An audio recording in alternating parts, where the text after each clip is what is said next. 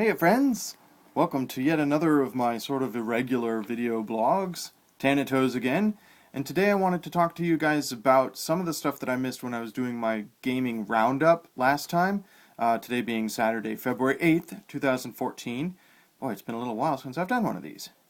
But, so last time I was talking about gaming that I was doing, and I completely forgot to mention any PC games. I do play a fair number of PC games. So what I wanted to do is sort of look at some of the games that I've been enjoying on the PC lately. Most recently, what I've been spending a lot of time on, embarrassingly, is Hearthstone. A fairly good, very corporate-sponsored digital trading card game from Blizzard. It has a World of Warcraft theme to it, and I'll admit I've only played World of Warcraft briefly, like 10 years ago, so I don't get most of the flavor references, but I do enjoy trading card games. I've been playing Magic. I got back into that about 3 years ago, and it's a very stripped down, simplified version of a trading card game. Um, I enjoy digital trading card games like Magic the Gathering Online and like this because there's a lot less niggly rules nitpicking because you're able to do what you're able to actually do in the computer and it follows the rules the way they should be followed, which means you don't have to call a judge or remember to hit your triggers or anything like that. It's all taken care of for you by the computer. So I enjoy that. And this sort of stripped down version, it's similar to Magic in some ways. Does not include instant spells, so there's no way that you can do spells during your opponent's turn. Only has one color of mana and has very consistent mana increase. You always start with one mana, 2 for turn 2, 3 for turn 3, although there are card tricks that can sort of help get extra mana for one turn if you sacrifice mana later, things like that. So it's sort of stripped down from Magic, but it has much the same flair, much the same flavor. You're putting creatures out, attacking your opponent. You put out creatures that can block to stop your opponent from attacking you. The way the card game is set up is there are several different classes of character, and for each class you have different cards that are available to them, as well as the sort of basic cards that are available to everybody. So you build your deck based on how you want to play. Are you a druid? Are you a sorcerer? Are you concentrating on healing or making more dudes or whatever? So that's a lot of fun, and I've been sort of grinding it a little bit to get all the basic cards, all the starters, and when you achieve certain goals, you get coins you can use to buy packs, and I bought some packs, and just like any other trading card game, there's rare, ultra rare, common cards that you can use to beef your deck. So, fun, Hearthstone. I would recommend it to people who enjoy card games, and I can see that as with any collectible trading card game, it has the potential to be very, very expensive. So I'm trying to avoid getting sucked into it to that degree. But I'm having fun with it.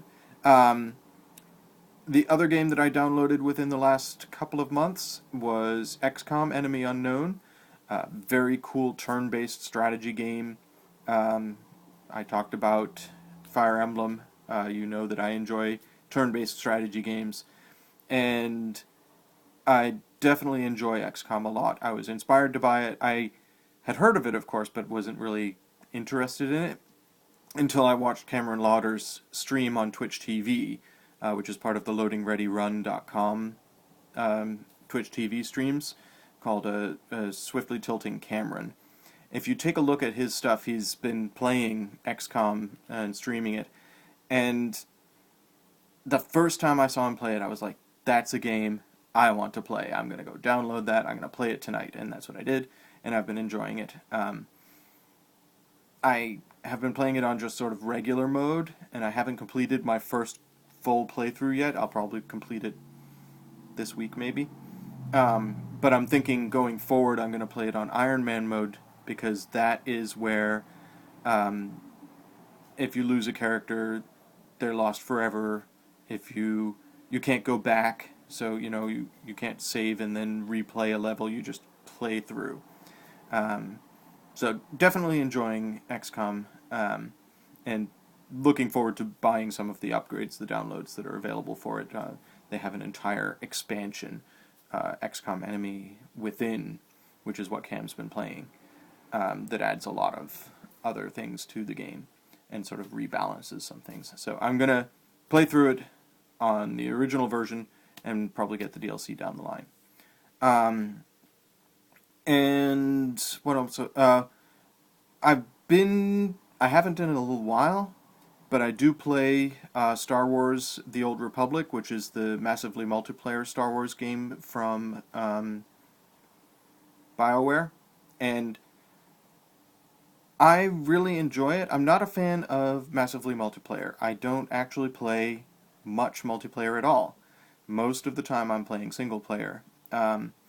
And in Knights of the Old, or not Knights, but Old Republic, you have the ability to do most things solo for the main quests. But they have flashpoints and instances and things that are much, well, practically impossible if you don't have people to band together and do it with. So I haven't done much of that. I've done some. I always feel, I don't know, I don't play enough multiplayer, so I'm not familiar with sort of the dynamics of it, and there's people that expect you to know what they're talking about when they tell you, concentrate crowd control on so-and-so, and I'm like, okay, crowd control, what's that? You pick it up, but I'm not very good at it. And I do have some friends from the card store, Battleground, who play it, so I can get online and play with them. I just haven't much. Started a new character recently playing through. I haven't played any of the dark side quests. I've all been playing, I've got a smuggler, I've got a Jedi consular, and a Jedi knight. So, yeah, having fun with that. I love the flavor of it, of course. It's classic Star Wars. It's awesome. Even if it's set, in the Old Republic hundreds of years before any of the events of the current Star Wars films. I love the full voice acting that they've done with it. So almost every quest and almost every character has voice acting, which is their big selling point when it initially came out.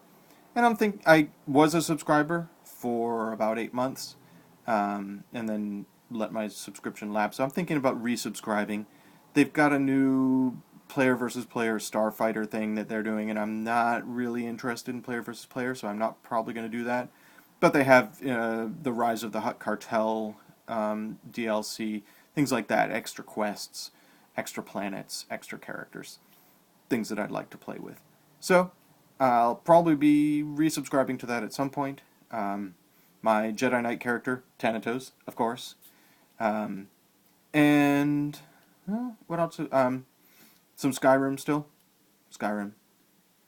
I'm, again, not a massively multiplayer fan, but I will probably end up playing the Elder Scrolls Online just because I love Skyrim. Love it to pieces. I loved Oblivion. I played on my old PC, Daggerfall. I think I may still have the original box and discs and everything for Daggerfall somewhere. So I love the Elder Scroll games. I love the world that they've built, and I love how they've kept it consistent down through the years as they've upgraded it. It's still the same world as it was when the first Elder Scrolls came out, and events from the previous Elder Scroll games are mentioned in the current Elder Scroll games. So I'm curious to see what they do with the online, even if I'm not super jazzed about online play.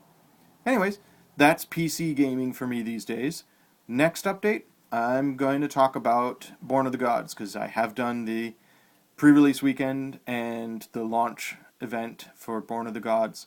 Had some crazy fun card interactions that I'll want to review, and hopefully be drafting it this coming Friday. So looking forward to drafting Born of the Gods for the first time and see how it works. You guys be excellent to each other, and I'll see you soon.